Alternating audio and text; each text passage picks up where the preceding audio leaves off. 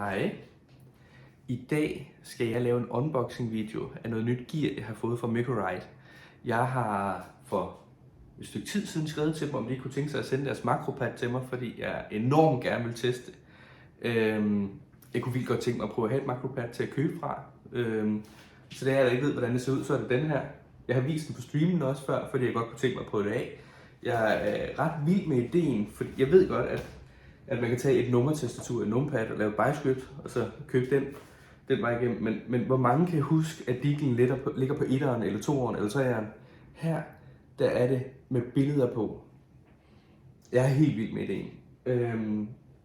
Og om lidt, der unboxer vi den i den her video, og sætter den til, og tester, om det ligesom det står på deres hjemmeside, er plug and play, eller hvor meget der skal til for at få det til at virke. Vil I med?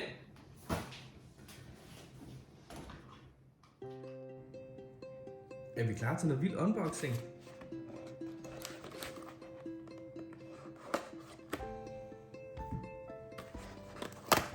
Jeg er lidt spændt på, hvad den kan.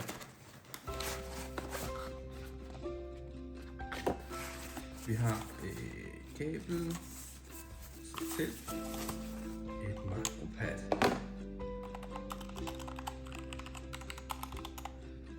og en manual. Den er sgu ret sprød, hva'? Der er en kickstand på den.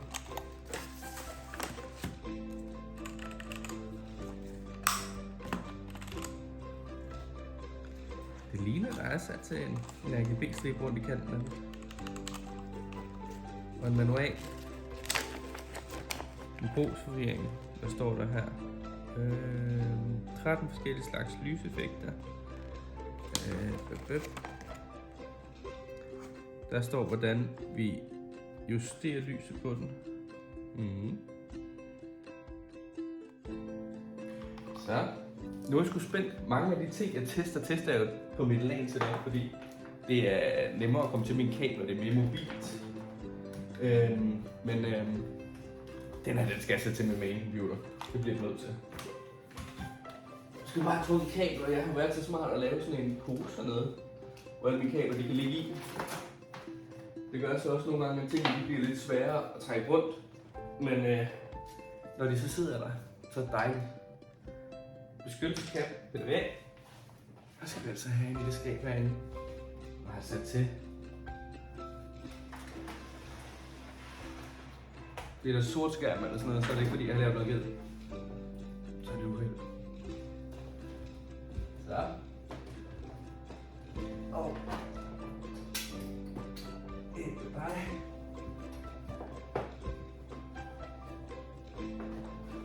Og så skal vi lige i skabet. Jeg rykker lige dig lidt. Så, det er ikke altid, der er lige nemt, hva'? Og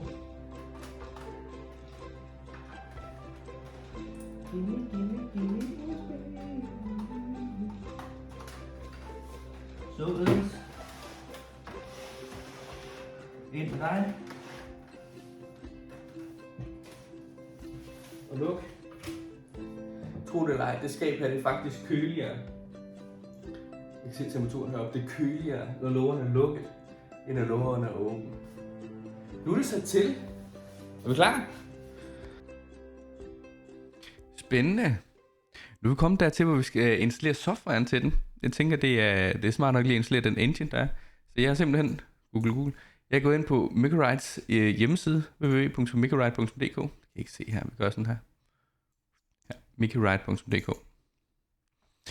Og makropad. Så er der noget engine et sted her. Der. Download engine. Den var her. Åbne mappe. Når den er hentet.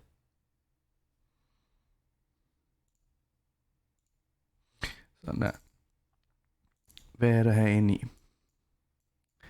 Der er en AutoXC. Den giver jo god mening. Det er alle de her KP keypad, og så er det den normale placering for minus, home, op og ned, end, ja, det giver rigtig god mening. Okay, så de øverste knapper, de er simpelthen bindet som F-knapper. Ja, de øverste knapper, jeg ser på makropaddet her. De er bindet som F-knapper. Det er dem, vi kan se. P52'eren, den har vi der. Den er sat som en F7. Det er sgu godt tænkt. Så den skal vi have ind i vores config. Der er en readme her. Den fortæller numpad software install engine. Vi skal lige installere engine til den. Den her, den skal vi have importeret til. Okay. Okay, så det er engine, vi ser her. Så skal vi have vores AutoXC ind i vores CSGO-folder. Jeg har en AutoXC i forvejen, så jeg lægger den her ind i min AutoXC. Theme, Properties, Local, Browser. Det er der, man lægger den ind.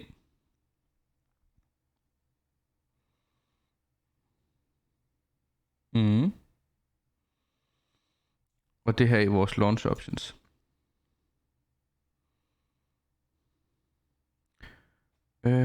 Ja. Okay, skal vi prøve at installere den engine først? Sæt den her herovre. Det må være den her.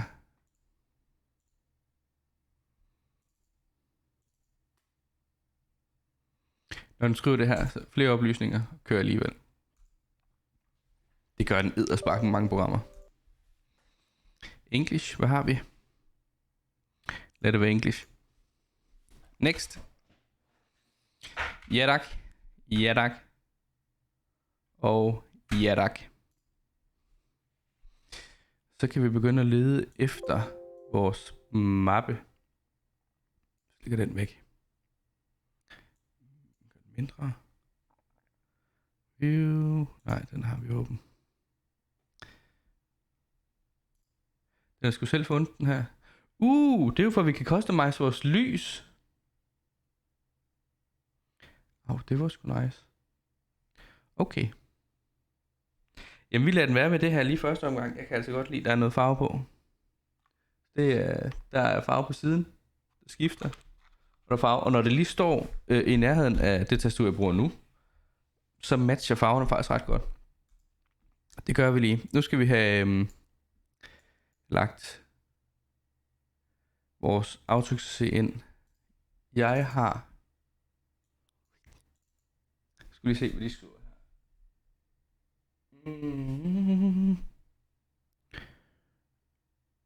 Ja. Sådan. Som en hver anden tv-kok, så er jeg jo snydt lidt. Nu skal vi lige se, hvordan det virker først her. Nu går vi lige ind på en server. Og så får I lige en forklaring. Lige om 2 sekunder. Jeg har sat et ekstra kamera på. Det er her. Det er for, at I kan se, hvad der sker på tastaturet. Jeg skal nok holde op til, så I kan se det. Og så får jeg lige en forklaring. Jeg har lavet det lidt anderledes, og jeg vil våge påstå, at jeg har lavet et smart move, men nu må vi se. Vi laver lige... Jeg ved ikke, om I også har prac configs. Jeg har dem. Fantastisk. Se, nu har vi 60.000 at købe for. Vi har vores tastatur, som vi holder ind her. Nu skal vi lige så se, vi vinkler lige lidt. Køber en P52. Den var der. Eagle. Og en teknik. Vi har vores Molo, Smoke, Nade, Flash. Vi har et kit. Kan vi ikke have nu? Vi tager set til siden bagefter. Lille armor. Stor armor. En AK. Jeg skal nys.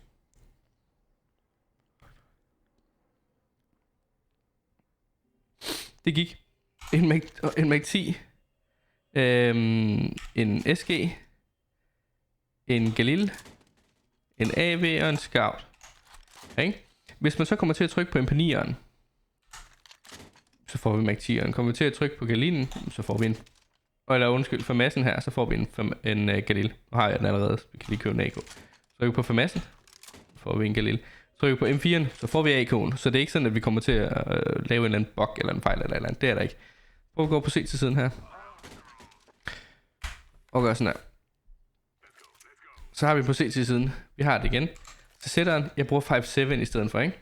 Så har vi vores Deagle. Vi har vores 52'er. Flash, Nade, Smoke, Molo. kit. Så har vi lille armor, store armor, MP9, M4, FAMAS, AUG, den er jeg blevet glad for igen, AV, Scout. Kommer vi igen til at trykke på AK'en, så får vi en M4, kommer vi til at trykke på en Galil, så får vi en FAMAS, så kommer vi til at trykke på SG'en heroppe, så får vi vores AUG. Så vi kan ikke lave fejl. Det virker. Og det her, det kommer I helt 100 til at se på mit gaming setup. Jeg skal lige finde ud af helt, hvor den ligger helt perfekt henne af. Fordi når jeg spiller, så kører jo skærmen helt hen i hovedet på mig. Så jeg skal lige finde ud af, hvor den ligger helt perfekt. Men nu skal I se det lille snydetrik, jeg har lavet her. Følg hjemmesidens readme her med. Nu går vi lige igennem her. Installer MicroRite Engine. Undskyld. Installer den her engine. Det er det billede her. Den har vi her. Lille lag. Der. Import MacroPad Profile. Det er den profil, der er her. Ved at trykke Import og importere den. Easy peasy. Så skal man få AutoXC'en ind i CSGO-mappen. Det er den her. Følg hvad de siger.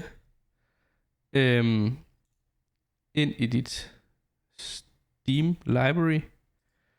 Højre klik på CSGO. Ned i egenskaber. Lokale filer. Gennemse. Så ligger den her. CSGO. Og så kan man smide den herinde. Works. Så skriver de. Husk at man lige skal ind og skrive plus AutoXC. Så det kopierer man bare. Og sætter ind i sine launch options. Sine startparametre, hvis man har det på dansk. Igen ind i biblioteket. Højre klik. Egenskaber. Så ligger de hernede. Jeg har den allerede liggende her. Alle mine startparametre, de ligger inde på Mico-Discorden. Jeg skal nok smide et link til det ned i beskrivelsen, hvor alle mine startparametre, de ligger i. Der er sådan en kanal derinde, en tekstkanal, der hedder Tips og Tricks, hvor der kommer sådan noget her. Lige om lidt, så viser jeg min config. Og der kan man se, at jeg har sådan noget, line-up crosshair, så når jeg kaster smoke, så er det sådan noget. Links til de YouTube-videoer, de ligger også inde på Discorden. Easy peasy. Det er egentlig det, man skal her, ikke? I stedet for det, så har jeg har en lille note. Hvis vi åbner den her, det er, at den her Bay Galil og M4'en, KP Enter og KP5, de skal lige byttes rundt. Der er en skrivefejl her. De skal lige byttes rundt. I hvert fald for det, jeg kunne få det til at virke. Det kan godt være, der er et eller andet der. Men det var i hvert fald lige, hvad jeg lige fangede. Bytte rundt på den. Kopier den. Sæt herind. Skriv Galil hernede. Så er den der. Men jeg valgte i stedet for at sætte den ind i min config. Jeg havde jo egentlig programmeret, at jeg ville smide ind i min AutoXC. Men jeg kører lidt forskelligt alt efter, om jeg skal cast CS, eller om jeg skal stream CS, eller... Så der er lidt forskelligt der. Så for ikke at komme til at lave en bøf, så smider jeg den ind i min config i stedet for. Jeg kan lige vise jer stien ind til configgen. Denne computer, ind hvor man har installeret... der. Hvor man har installeret CS. Jeg har det inde i programmer. Så ligger Steam. User data. Sin profil. Jeg har flere profiler herinde, fordi jeg har min kones profil og min børns profil. Så ind i sin profil, ind i 730-mappen. Lokal. CFG. Derinde ligger config. Lige tjek, at den ikke er skrivebeskyttet. Lige fjern den. Så sæt den ind. Jeg lægger det her, det smider jeg også ned i beskrivelsen, sådan så I ikke behøver at bytte rundt på dem. Hvor de er byttet rundt. Så har jeg lavet et lille trick herinde. Jeg har jo først de binds, som jeg selv har lavet. Så har vi alt det her med crosshair. Det var det, jeg sagde før. Der ligger noget forskelligt herinde. Noget jump throw, ting og sager. I stedet for læg det her ind. Og så prøver vi lige at gå ind i programmet her. Så er der inde i Customize, så har jeg altså været inde og lave lidt om, for at... Den drillede mig lidt, men det kan altså godt være, fordi jeg har jo rigtig mange forskellige settings. Så bear over, hvis det er bare mig, der har det. Men det her, det er i hvert fald helt sikker på, at det virker sådan her, hvis du lægger det ind i config'en. Det er sådan, jeg har det. Hernede, så trykker man keyboard, function, sætter C-sætteren, hvad hedder den? Ja, C-sætteren. Sætter den til F9. Vi kan lige tage, vi kan jo også se her, F9, by, teknik, eller 5.7, CZ. Den her Deagle F8, den har vi der, by Deagle på F8. Så har vi 5.7, F7, passer også. Nej, ikke 5.7, hvad hedder den? Undskyld. 52'eren, P52'eren F7. Så har vi Flash, det passer på F10. Den var deroppe. En nade. Der har vi lige en lille abonnement, hvis man går ind i min config og ser HE Granate F12. Det er bedre. Det er derfor, jeg smider den her ind. Jeg siger ikke, det er ikke bedre. Jeg fik det til at spille sådan her hver gang. F12. Så derfor, den jeg ligger nede i beskrivelsen, kopierer den og sætter den ind. Smoke F11. Og det er jo lige tryk her, keyboard function, og så skriver jeg F11. Molo, numpad minus, det passer også herover, numpad minus. Der, kp minus. Der er den også. Det er den også min. Det var der. Så det kommer til at ligge dernede. Sætter man det ind og gør det sådan her, så kan man lukke den. Lad den være dernede. Skal ikke pille ved noget. Nogle gange, når man sætter noget ind i en aftryk, så skal man lige skrive plus x til aftryk. En ting her. Læg det ind i config'en, som det er her. Så skal man ikke bøvle med noget. Så kører det bare hver gang. En anden fed ting med den software her faktisk, det er, at man kan customize lyset. Dem, der kender min kanal, ved også, at jeg er helt pjattet med ting, der blinker og lyser, og det gør det her edderspark med også. Rundt i kanten. Hvorfra? Så alle de her effekter, man kan sætte på, det gør jeg altså ikke. Det er ikke så meget mig. Det skal være, undskyld, der. Det skal være fuld smæk. Men hvad man vil, så kan man altså lave en masse om her. Og det er svært at se med lyset herinde nu. Men der er ret mange fede.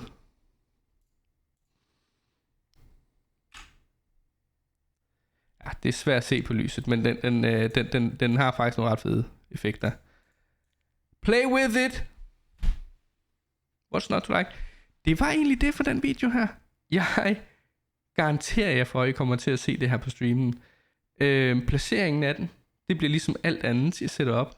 Det flytter lidt rundt, indtil jeg er helt 100 på, hvor det skal være henad.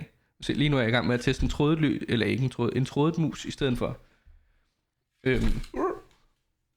for min Ariox 3 Wireless. Holderen på den kan man også se på streamen, den bliver ved med at flytte rundt på, fordi jeg skal lige finde ud af, hvad er perfekt. Den her, den kommer jeg garanteret til at stående først til højre for mit tastatur, så til venstre for mit tastatur, så over ved siden af mit Stream Deck og min mixer. Jeg skal lige finde ud af, hvad den fedeste placering er, men jeg garanterer for, at den kommer til at være der, og jeg kommer til at købe med den, fordi det her, det var lidt en drømmeting for mig at få fat i. Jeg kan godt lide den. Og så fik jeg selvfølgelig ikke taget mit headset af den sidste del. Men det må vi så tage med. I må gerne lige skrive, hvis der er noget, I synes, der mangler til videoen, så vil jeg rigtig gerne lægge det ind. Hvis guiden var for hurtig, eller for kludret, så vil jeg rigtig gerne lytte og lære, og så lave tilføjelser til. Om ikke andet, så ved beskrivelsen, der ligger linket til min Discord, til min Twitch, og så er det altså bare at gå ind og fange mig og stille spørgsmål, så skal jeg nok fikse det.